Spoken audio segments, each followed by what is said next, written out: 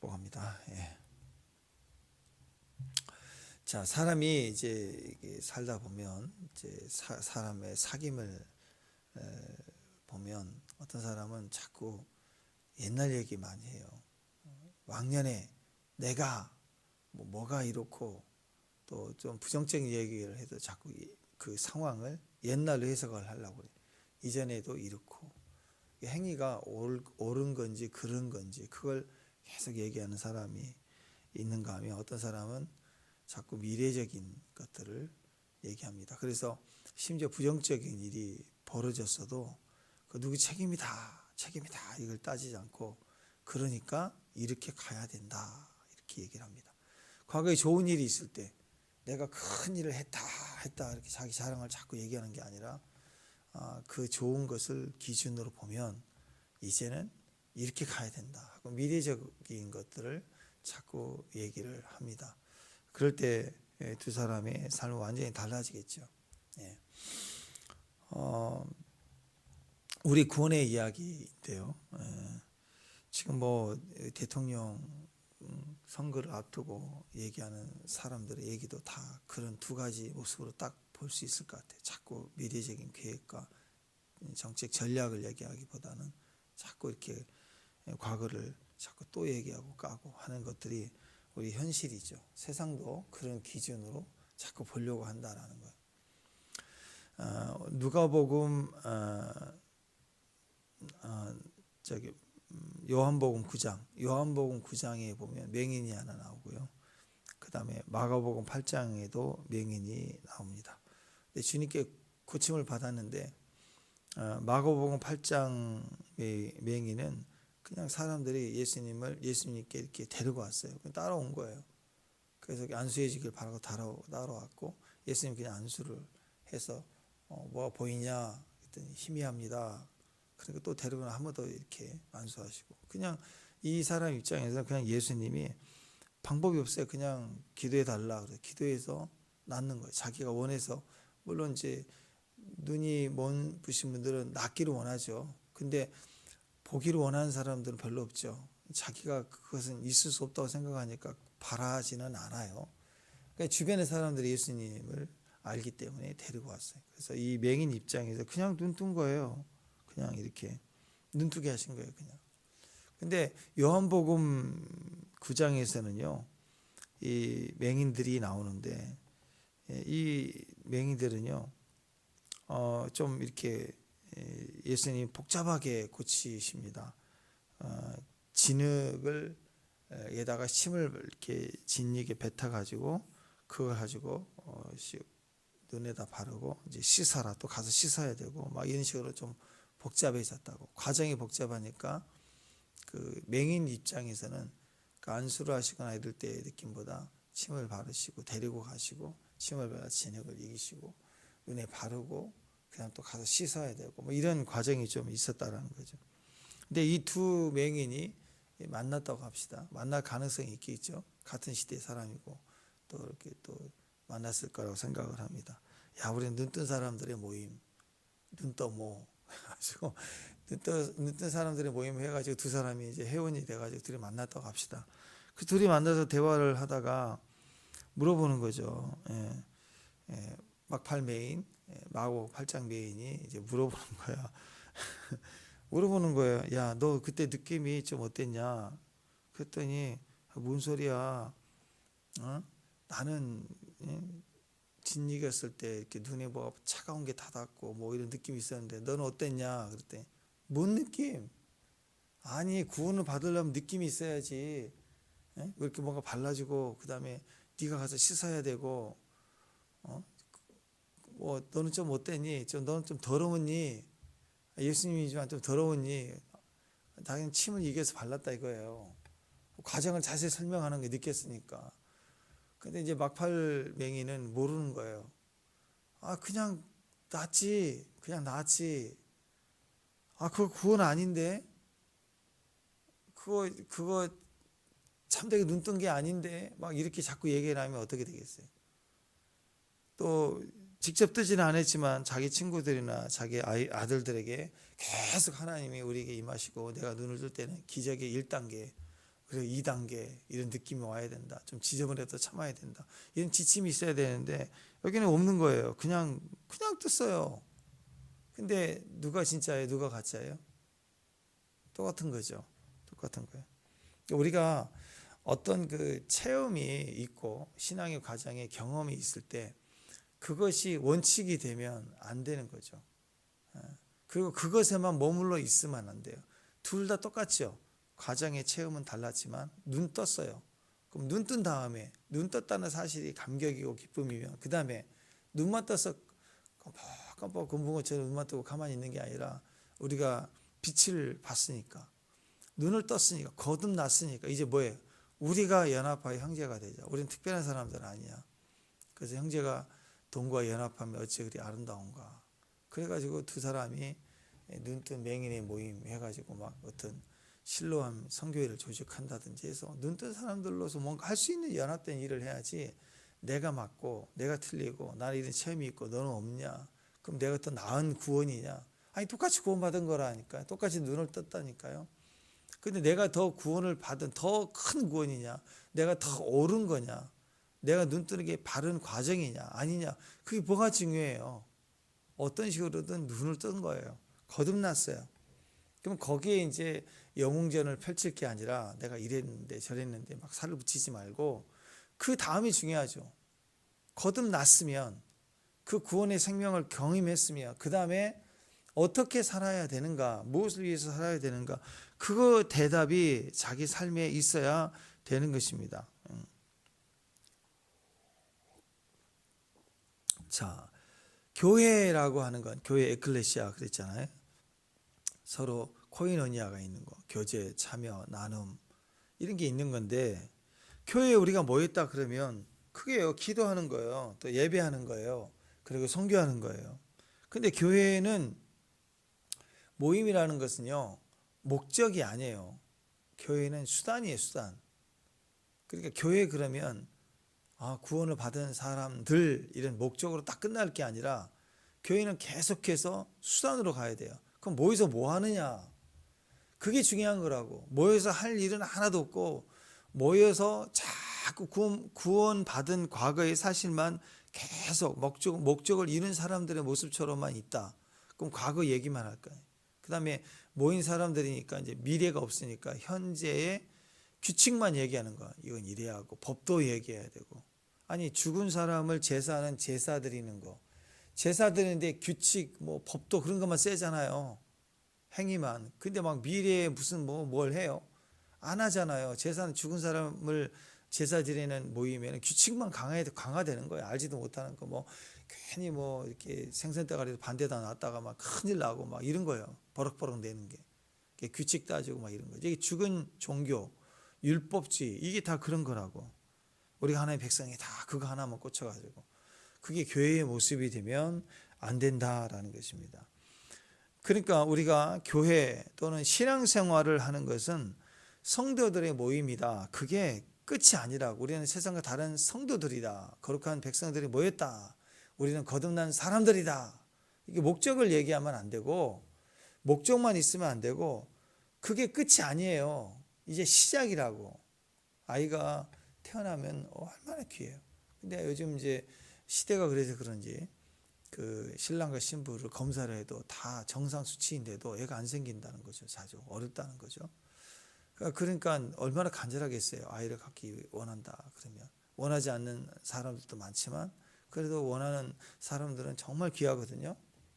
그래서 그 기다리는 여러 번 실패했다 그러면 얼마나 아이를 기다리겠어요. 기적과 같은 거죠. 신기한 거죠. 아이가 태어날 때 얼마나 감격이겠습니까. 근데 아이가 태어나면 사실 솔직히 생각해 보자고요. 이제 목표 달성한 거예요? 아니죠. 이제 시작이에요. 이제부터 지금 본격적인 시작이라고. 애가 태어났다 끝. 그게 아니라 이제 이 아이를 잘 키워가기 위해서 더 기도하고 양육하고 눈물도 흘려야 되고 막 그런 일이 이제 남아 있는 거죠. 사명이 남아 있는 거예요. 우리가 예수를 믿었다. 구원을 받았다. 그러면 맨날 구원받은 사람들의 모임 해가지고 그 불교나 세상 사람들처럼 착한 일 많이 해야지 구원을 받는다. 악한 일을 안 해야지 지옥 가지 않는다. 막 이런 식으로만 얘기를 하는 게 우리의 끝이 아니라고. 그러니까 세상은 구원을 받지 못했기 때문에 구원까지 이르기 위해서 노력하는 거. 그게 나름대로의 자기들의 열심이죠. 교리적인 행위가 될 거예요. 그러나 우리는 믿음으로 그냥 구원 받았다고. 그러니까 믿는 자의 모임인 교회는 과거의 이유로 구원받은 게 아니니까 과거의 영웅담, 자기 공로를 얘기할 게 없어요. 그냥 은혜로 구원받은 거예요. 내가 노력을 많이 했든 덜 했든 어쨌든 우리는 그냥 친구 따라와서 믿든 어쨌든 진짜로 믿어져서 그렇게 구원을 받든 우리가 구원을 받았다는 것은요. 그것은 뭘 의미해요? 이제 시작이라는 거예요. 시작.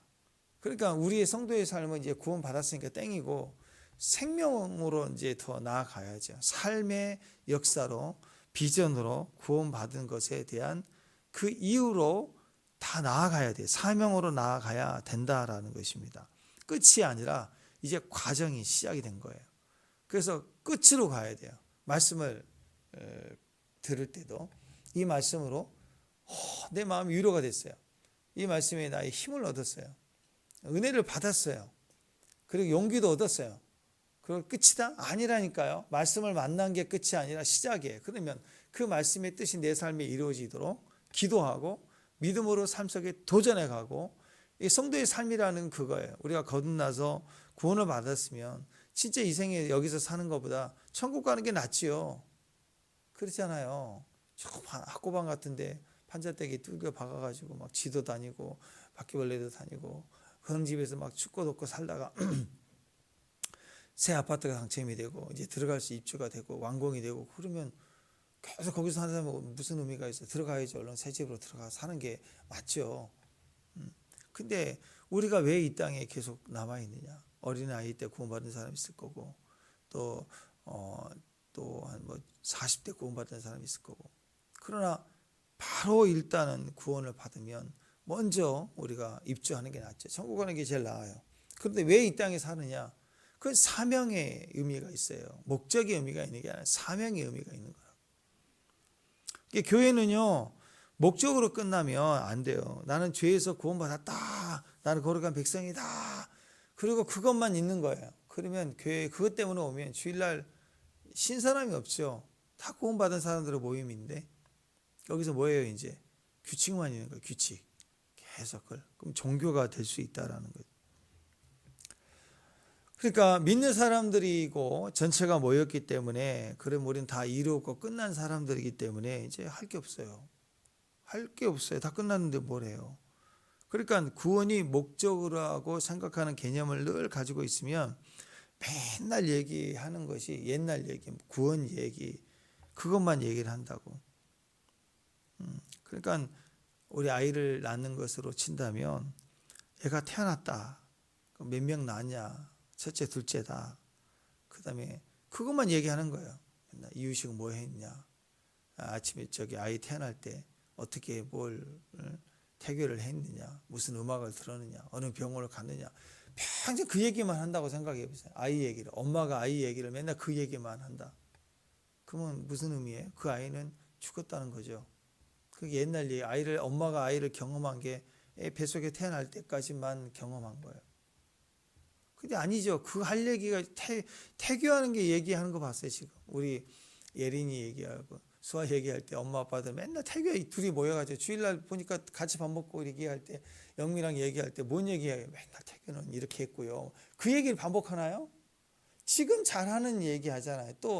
또 유치원 다니고 학교 다니면 또 그 고민 얘기할 거고 중학생 또 삐딱하게 또 비행소년 같이 애들이 삐딱하게 껌 씹고 다니고 그러면 애들 힘들다 그럴 거 아니에요. 그럴 거 아니에요, 다. 사춘기 되면 사춘기 얘기, 또 장가 가려면 장가 얘기 막 그런 거 할 거 아니에요, 부모들이. 마찬가지입니다. 성장하는 이야기도 있어야 되고 사명에 대한 이야기도 있어야 되는 거예요. 꿈이 무엇인지 그런 꿈들을 나눔이 삶 속에 있어야 되는 것입니다. 그래서 옛날에는 우리가 이렇게 얘기해서 구원받는 거, 구원과 성화 이렇게 얘기했다고.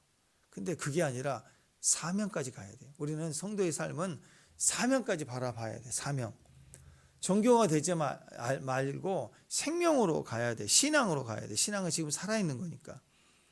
구원으로 끝나는 게 아닙니다. 구원 그 다음에 충성해야 할 사명이 있다고. 충성해야 될 사명이 있는 거라고. 사명을 조금 더 우리 개인적 차원에서 이해를 하면 그건 소망이죠. 구원의 소망이 있는 거예요. 미래적인 완성이 있다고. 주님이 우리에게 부르셨어요. 그 기쁨이 있다. 그러니까 내 안에서 그걸 이루고 싶어하는 소망이 있는 거예요. 우리의 소망. 또 주님이 우리를 부르심, 사명은 우리의 소망입니다. 그래서 사명을 말씀하실 때 막 끌어오르는 거예요. 가고 싶은 거예요. 하고 싶은 거예요. 이게 소망의 모습이고 사명의 모습이다라는 것입니다. 구원이 우리의 끝이라고 생각하니까 맨날 뭐 어디서 왔는가 그것만 얘기해. 어디서 왔는가가 아니라 우리 삶에는 어디로 가고 있는가 그걸 고민해야 돼. 그러니까 요즘 이제 젊은이들이 영적 힘이 없는 거예요. 멘탈이 약한 게 뭐예요? 어디로 가는가, 무엇을 해야 되는가 관심 없고 어디가 있는가, 어디에서 왔는가만 얘기해. 그러니까 금수저다. 나는 시작부터가 흙수저에서 안 돼. 쟤는 시작부터가 금수저야. 맨날 그것만 해. 사회에 어려움이 있지만 고난이 있지만 그 해석을 자꾸 어디서 어느 수위냐 그것만 자꾸 얘기를 하는 거라고. 그게 아니라 지금 나는 어떻게 결단을 해야 되고 어디로 가야 되는가 이 고민을 해야 되는, 그 고민은 창조적 고민을 하지 않고 출신 고민만 하는 거예요. 자꾸. 그러니까 우리가 기도 제목도 마찬가지입니다. 주님 앞에 나와서 기도할 게 뭐예요? 주여, 지금 이 순간부터 내가 무엇을 해야 됩니까? 그것이 주님 앞에 물어보는 성도의 기도라고. 맨날 현재 아픈 거 힘든 것만 얘기하고 이게 누구 때문입니까? 그렇잖아요. 여러분, 아이가 가다가 넘어졌어요. 넘어지면 응애 하고, 애들은 또 넘어지면 또 얘들 특징이 일어나지는 않죠. 넘어져 있는 상태에서 엄마가 잡아줄 때까지 울어요. 2단계. 그 다음에 시간이 1초, 2초 지났는데 안 오면 더 세게 울어요. 와서 잡아줄 때까지. 그래서 어머 다쳤죠? 일어나. 그러니까 탁탁탁 해주고 막 그러면 이제 그때 울으면 끝이지. 오지마 그럼 울자. 근데 애가 딱 넘어지는데 과거적인 사람은 아빠가 조심하라 그랬지. 신발 똑바로 신으라 그랬지. 아니 얘가 지금 넘어져서 다쳐서 울고 있는 애한테 자꾸 그 가르치는 거 과거 얘기했던 거 안 들어서 네가 넘어진 거라고 훈계하고 있으면 그거 바보 아니에요. 얘가 지금 다쳐 있는데 사람들도 보고 있는데 일단은 어쨌든 간에 얘가 넘어졌다고 제일 먼저 할 일이 뭐예요? 얼른 앉혀서 위로해주고 그리고 닦여주고 뭐 이렇게 보도 맞추고 이렇게 하는 것이 먼저 필요하겠죠. 그 다음에 교육이 어디로 가야 되는지 뭐 조심해야 되는지 이런 얘기가 필요한 거지. 거기서 조심하라 그랬지 뭐 하지 말았지 뭐 과거에 자꾸 얘기했던 거 내 말이 맞지? 아니 내 말이 맞으면 뭐예요? 애가 다쳤는데. 그리고 거기서 또 교육이야. 그러니까 똑바로 앉아. 아니 아파서 위로해달라는데 일어나야지 앉아야지 그러고 있다고. 그게 종교가 그러면 안 되는 거죠. 종교의 특성을 가지면 신앙이 그렇게 되는 것입니다. 그러니까 종교에는 자꾸 규칙과 말이 많으면 안 돼요. 그건 굳은 신앙이고 목적으로만 끝나는 줄만 아는 신앙이라고. 우리의 노력의 기간이 그렇게 길면 길수록 규칙이 많아지겠죠. 나는 진흙으로 발랐고 침도 뱉은 것도 더러움도 지나왔고 사막의 음침한 골짜기도 지나왔고 실로암까지 가서 씻어야 되는 노력이 있었다고. 그 과정이 많으면 자꾸 연단이 많고 고생이 많은 사람들은요. 그래서 구원받은 사람은 할 말이 많아요. 그러니까 여러분 간증하세요. 내가 만난 예수님 간증하세요. 그럼 딱 나와서 별거 없는 사람은요. 주님과 만난 지금 이후의 내 삶의 즐거움과 기쁨을 얘기한다고. 근데 막 어렸을 때 깡패도 하고 막 아파도 보고 막 이렇게 남 때리기도 하고 막 이런 사람들은 그 과정이 반드시 길어요. 정말 그 많은 것을 얘기한다고. 근데 그건 별로 중요한 게 아니에요. 그냥 은혜로 구원받은 거, 믿음으로 구원받은 게 오히려 신앙으로는 더 유익이 됩니다. 그래서 하지 말라는 거 다 하고 다니면서 뒤에 터지고 얻어 터지고 깨지고 박살난 다음에 멀고 험한 그리고 주님 앞에 막 가는 길이 험난하게 왔던 과정이 있는 것보다는, 그것도 은혜지만 그것보다는 모태신앙처럼 믿고 노는 것처럼 그러다가 구원을 느끼고 아는 사람들처럼 그렇게 잘 뭔지 모르는데 어떻게 구원받았어요? 그냥요. 이렇게 단순하게 가는 것이 훨씬 신앙 안에서는 미지근한 신앙이 아니라 더 유리한 신앙이 될 수도 있다는 거예요. 그러니까 항상 물어봐야 돼. 주님, 무엇을 하기를 원하십니까? 소망의 사람입니다. 사명의 사람입니다. 오늘 제가 무엇을 하리까? 구원받을 때문에 주여 어디로 가시나이까? 끝이 아니라 과정이기 때문에 주님을 따라가려고 하는 마음이 있다라는 것입니다. 한국교회 지금 굉장히 지금도 진짜 끈질기게 따라다니는 이단, 구원파. 지금도 누구야 박진영 씨, 그 구원파 그 교리 계속 강조하는 거. 무지하게 힘들었거든. 구원파 유병헌 씨 세월호 사건 때 또 한번 드러나지. 그 전에 오대양 사건에서 그 구원파 권신찬이라고 한 30년 그 사람 때문에 막 드러나기 시작했을 때 결국 그거잖아. 맨날 구원받았습니까? 물어봐요. 구원받았습니까? 교회 왔을 때 교회 올 때마다 물어보나요? 우리 서로 왔다고 할 때 박 권사님 구원받았습니까? 주일마다 먼 때마다 우리는 구원받았습니까? 물어봐요? 안 물어보잖아요. 근데 그런 질문을 지나간 사람이 물어봐. 혹시 구원받으세요? 성경책 들고 가거나 그러면 구원받으셨어요? 그러면 안 들어본 질문 들어보는데 예, 구원받았지요. 그럼 몇 날, 며칠, 몇 월이냐고. 그러면 애매하죠. 당신 생일이 언제냐? 6월 8일입니다. 생일이 있으니까 태어난 건데 구원받은 날짜도 모르는데 무슨 구원을 받았냐? 그러면 한 번도 안 들어봤잖아요. 느낌이 이상하잖아요. 그럼 구원받은 게 아니라 확신이 없는 거래요. 확신이 없는 게 무슨 구원이냐? 그러니까 이거 뭐지? 이래가지고 이제 자꾸 속기 시작하는 거죠. 구원의 확신을 강조하고 구원을 자꾸 얘기한다고 하면서 거듭난 생일 날짜도 모르는 게 무슨 구원이냐? 구원도 아니다 하면서 얘기를 합니다. 그러니까 이렇게 접근하면 인간이 가장 그 안에 이렇게 경험하지 않았던 확신되지 않았던 부분들에 대한 것들을 짚고 넘어가면서 구원의 확신을 주겠다고 하는 것 때문에 거기에 속임이 있다라는 거예요. 그래서 구원파나 이런 관점을 가진 사람들의 특징은 미래가 없어요. 맨날 얘기하는 게 구원 받았냐 안 받았냐, 받았으면 확신 있냐 없냐, 맨날 거기만 꽂혀 있는 거예요. 소명, 소망, 사명이죠. 사명에 대한 건 한 번도 들어본 적이 없어요. 땅끝까지 이르는 증인이 되라. 관심이 없어. 땅끝이 아니라 맨날 교회만 이미 구원받았다는 사람들만 긁어 넘어지는 거. 이란이 그렇잖아요. 신천지도 그렇고 뭐 새로운 사람들 뭐 불교인들 이렇게 전도한 거 봤냐고. 그냥 교회만 들러붙던지 얼마나 대단하고. 지금도 어제도 보니까 편지 보내왔어요. 저한테 요즘 손편지가 얼마나 대단해요. 그런 거 보세요. 왜 교회에 대한 사명을 가냐고. 미래가 없으니까. 믿지 않는 자를 구원할 능력이 없으니까. 무슨 능력만 있어요? 이미 구원받았다는 사람들을 미혹할 능력만 있으니까. 그게 이단이라고 하는 거죠. 그러니까 우리 영적 상태도 구원파까지는 아니어도 구원파 수준, 구원파 성향을 가지고 있으면 신앙이 심각해집니다. 그러니까 맨날 구원 받았냐 안 받았냐, 언제 받았냐, 너 틀렸다, 내가 맞다. 그 다음에 조금 더 한 단계 나가면 진짜 구원받은 사람도 진짜 지옥 갈 수 있다. 지옥 가는 크리스찬 막 이런 걸 해갖고 괜히 거기다가 막 이렇게 얘기하는 거예요. 자꾸 과거의 이슈를 만들어내는 거예요. 미래적인 관심이 없는 거예요.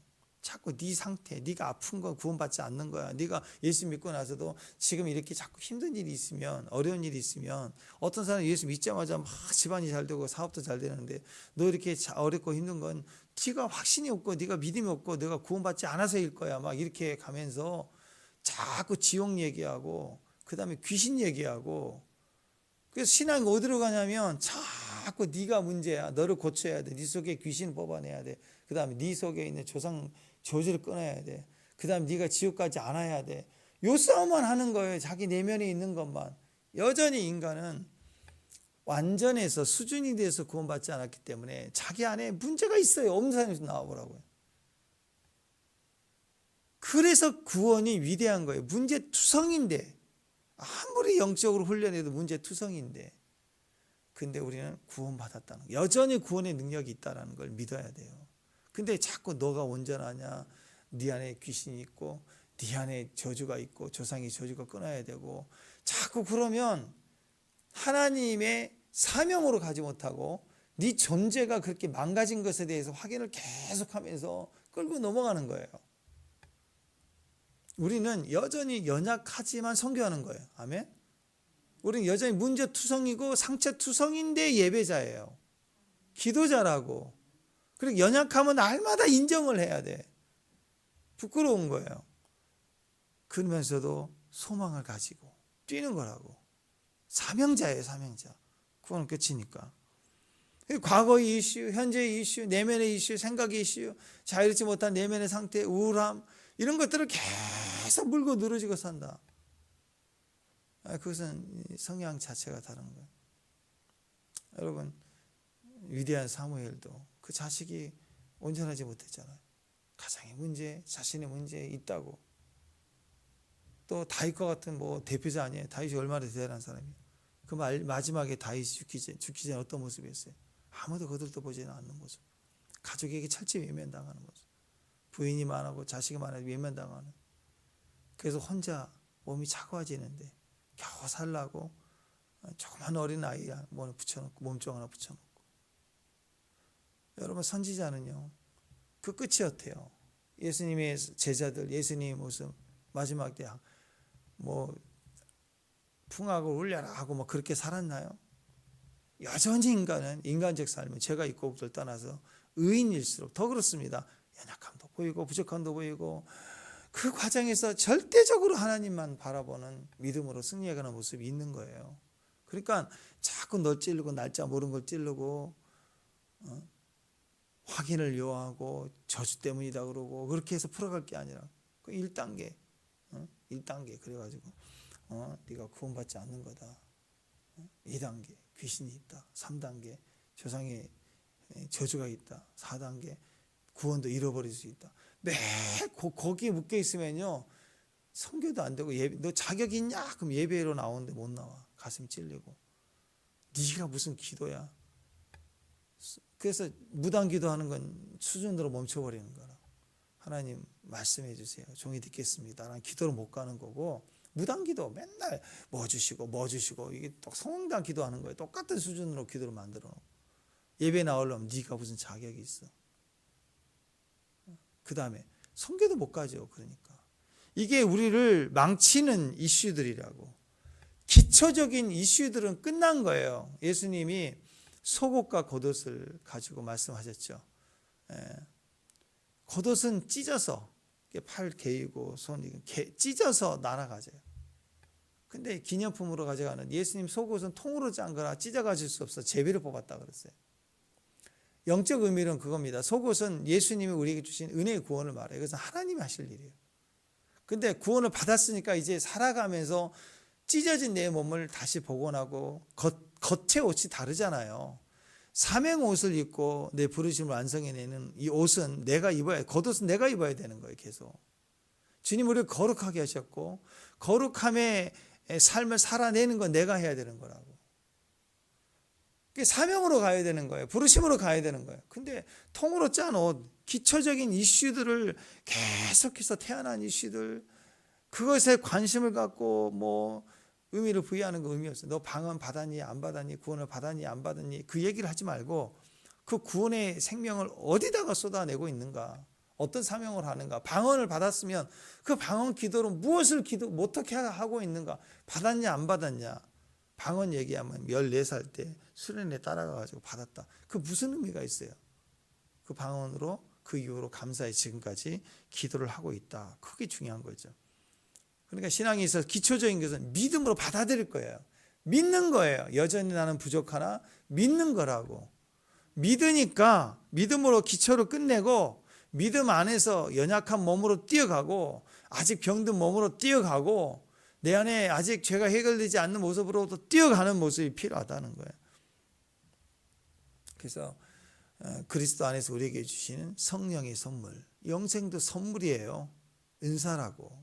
선물로 주셨다. 네 노력의 결과로 준 게 상급이 아니라 선물로 주셨다고. 선물로. 영생도 구원도 은혜이고 우리에게 선물이고 은사도 마찬가지예요. 방언도 그렇고 병을 치료한 능력도. 내가 옛날에 기도할 때 산에서 불 떨어져서 온몸이 뜨거웠고 손만 대니까 병이 나고 그거 뭐예요? 그 다음부터 그 손을 얹고 부지런히 아픈 사람 쫓아다니면서 기도하고 그 손으로 막 안수할 때 사람들이 막 침을 튀게 가면서 막 그런 모습도 보고 데이비드 오크 목사님 죽은 자를 살렸다 그러니까 얼마나 대단해요. 근데 그분의 삶을 간증 들으니까 쉽지만 않더라고요. 사람들이 예배 중에 뭐 그분이 300 몇 명을 살려냈다 그러니까. 그러니까는 사람이 죽은 시체를 교회에 데리고 왔다고.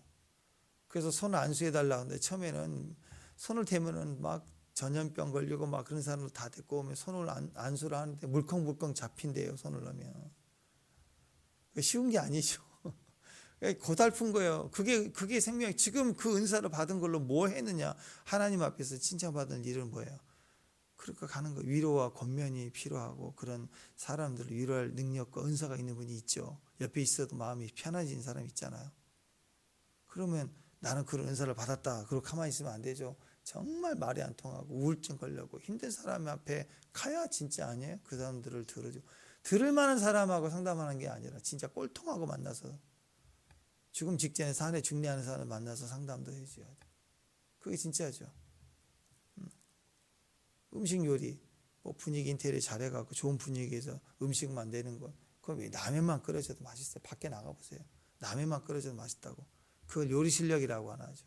진짜 입맛 없고 뭘 먹어도 먹을 음식이 맛이 안 돌아서 입맛이 코로나 걸려가지고 병들어서 죽어가는 사람에게 또 벌떡 일어나서 먹고 싶을 만한 음식을 만들어내면 그게 음식 실력 아니에요?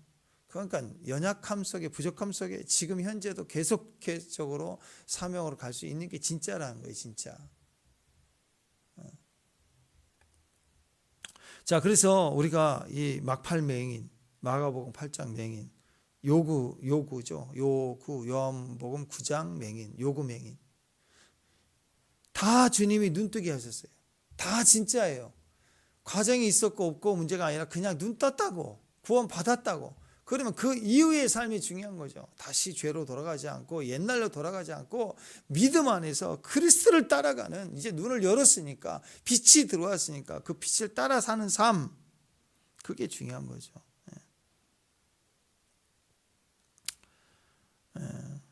날짜를 알 수도 있고 구원받은 날짜가 특별한 경우도 있잖아요. 교회 따라왔는데 막 은혜를 받을 때 그 날짜를 기억할 수 있을 거예요. 그러나 그렇지 못할 때가 많죠. 언제 구원받는지 모르죠.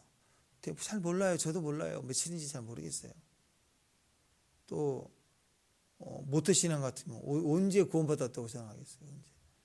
모르죠. 근데 중요한 것은요. 그 감각이 있고 없고를 떠나서 주님이 분명히 나를 사랑하고 내가 주님을 사랑함으로 우리가 구원을 받았다라고 하는 거. 그게 중요한 거라고. 그게. 체험이 중요한 게 아니라. 그래서 구원의 얘기 중에 어떤 사람들이 이렇게 자꾸 뭘 경험을 한 게 있어서 막 얘기하는 거 있잖아요. 나 살아해 주세요. 나를 불쌍히 여기세요. 막 외쳐가지고. 그 다음에 눈을 밝게 보여줘서 주님이 낫게 하시고 뭐 그런 은혜도 있을 거고 또 어떤 사람들은 하나님이 침을 뱉어서 진을 이겨서 막팔 맹인처럼 눈을 보게 하실 때 그때 느낌과 상황이 있을 수 있잖아요. 그러나 그것도 은혜이고 감사인 거예요. 다 구원의 능력이 체험의 능력이 되는 것입니다. 우리가 삶 속에 어떤 사람들은 막 나는 이런 과정이 있었고 이거 뜨거웠고 나는 또 이렇게 뭘 번쩍거리는 걸 봤고 뭐 이렇게 막 기뻤고 막 그랬다 자꾸 그걸 얘기하면 이 사람은 과가 막팔 맹인 과구나 이렇게 생각하면 되고 그냥 나는 구원이 주여 그랬더니 구원 받았다. 그리고 그렇게 하면 이분은 또 요구 맹인이구나 이렇게 생각하면 돼요. 그런 과. 근데 우리는 다 형제예요. 형제. 우리는 같은 형제라고. 그러니까 같은 믿음 안에서 우리는 소망을 향하여 사명을 향해서 가는 게 중요한 거지 과거 이후를 따지는 게 아니라고. 옛사람의 일을 버리고 여전히 문제가 있는 내면의 문제들을 인정하고 약함을 인정하고 그리스도가 여전히 필요하다는 거. 영생의 구원뿐만 아니라 내 삶의 생각, 마음 하나, 내 판단 하나도 주님이 필요하다는 것을 여전히 내가 믿으며 받아들이면서 우리가 사명으로 자꾸 가려고 해야 돼요. 신앙 논쟁하는 거, 맨날 기초, 구원에 관한 거, 그런 거 가지고 나뉘고 싸우고 할 게 아니라는 거예요. 그러니까 교단들이 나눠진 이유들이 다 그거거든요. 미래의 소망은 다 똑같은데 어느 교단이나 다 선교, 지상명령 얘기하는데 문제가 교단 왜 갈라져요? 우리 저기 장로교와 침례교 똑같아 교리가. 근데 침례란 말을 쓰느냐 세례란 말을 쓰느냐에 따라서 그건 침례다. 우리가 들어가 나온 게 침례다. 약속으로 구원받으니까 행위는 중요한 게 아니라 물뿌림도 세례, 약식 세례도 세례다. 꼭 세례가 아니라 침례 말을 써야 되는데 침례 말을. 그래서 나눠져. 이게 뭐야? 그게 중요한 게 아니죠. 다 과거 이야기 아니니까. 기초적인 것 갖고 나눌 게 아니에요. 기초적인 것은 믿고 받아들여져야 될 문제입니다. 무슨 소망으로 갈 것이냐. 그래서 목사님들을 보면은요, 교단이 틀려요. 순복음 교단도 있고 다 틀려요. 성결교단. 교단이 틀린 목사님들도요, 하나가 잘된 분들이 있어요. 뭐가 틀려? 교리는 틀렸는데 뭐가 같으냐? 소망이 같아요. 선교를 좋아하시는 분들은 선교로 모이고 예배로 모이고 교단이 틀리지만 또 경력이 틀리지만 찬양의 은혜가 있는 분들은 찬양할 때 서로 하나가 된다. 소망으로 나아가는 거예요. 사명으로 나아가는 거예요. 교회도 이제 저 배우 생각해 봅시다. 교회 나오면 어디로 가야 돼요? 소망으로 가야 돼요. 네, 소망으로. 교회 소위 말해서 옛날에 그런 네임이 있잖아요. 늙은 장딱. 그래가지고 늙은 권사님들 얘기하는 거예요. 또 늙은 원로 장로님 얘기하는 거라. 팔짱 끼고 앉아가지고 어허 이러지 마. 뭐 하지 마. 막 쪼기만 해. 새끼는 못 나고 알은 못 나고 막 쪼기만 해. 쪼는 거예요. 하지 마. 그만해. 시끄러워. 우리 젊었을 때 기타 들면은 본당에서는 기타를 들지 마. 본당에 기타 못 들어야지. 거룩한 피아노만 둬야 되고 막. 우리는 그런 싸움을 했다고. 그러니까 쪼는 거예요. 자꾸 하지 마. 하지 마. 하지 마. 소망이 없어요. 알이 없으니까. 그게 아니죠. 싱싱하다는 거 뭐예요? 나이와 상관없이 소망이 가득 차 있고 주님을 만난 소망이 더 커야죠. 신앙의 경륜이 커질수록 눈빛이 초롱초롱해서 반짝반짝거리면서 나이가 들어서 육신이 부족해질수록 뭐예요? 영적 소망이 더 강력해서 이제 주의 볼날 주님 앞에 가는데 내가 1등이구나. 내가 선두주자구나. 그래야죠. 그잖아. 교회 안에 젊은이들보다 내가 더 먼저 가겠지 하니까 얼마나 소망이 가득 차요. 내 안에. 그러면 다툼이 없어요. 지적이 없다고. 갑질이 뭐 이렇게 하는 게 없다고. 나 때는 그런 게 없다고. 자꾸 소망으로 가면 소망을 얘기해 주면 교회 안에서 이게 맞다 저게 맞다 제발 그러지 말고 교회는 왜 이럴까 저럴까 얘기할 게 아니라 소망. 내가 할 수 있는 소망이 뭐예요?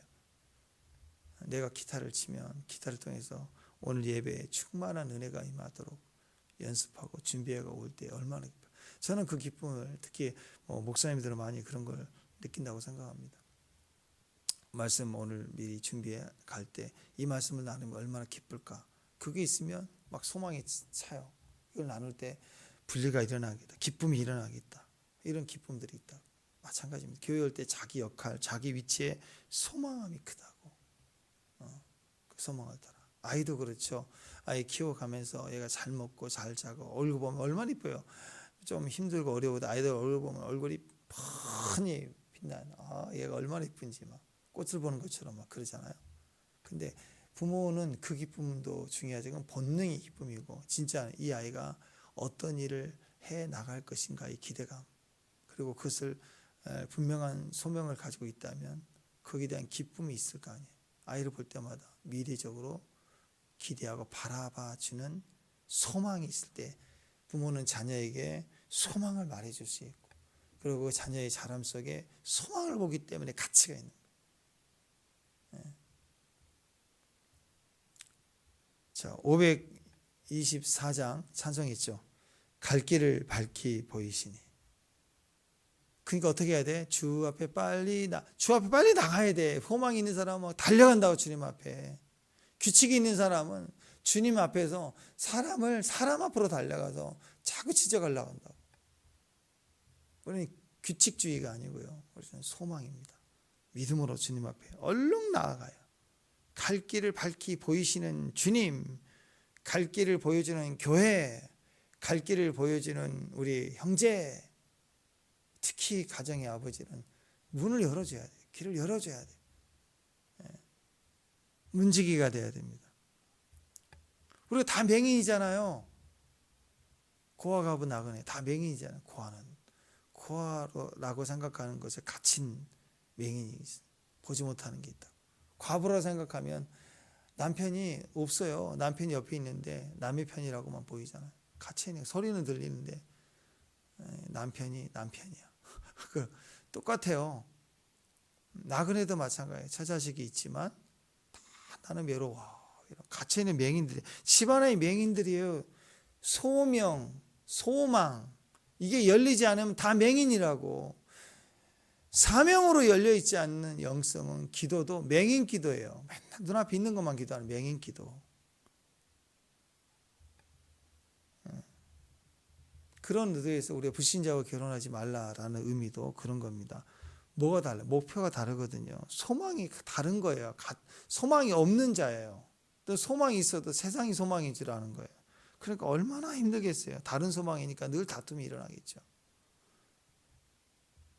그래서 제일 행복한 가정은 뭘까? 가장 행복한 가정.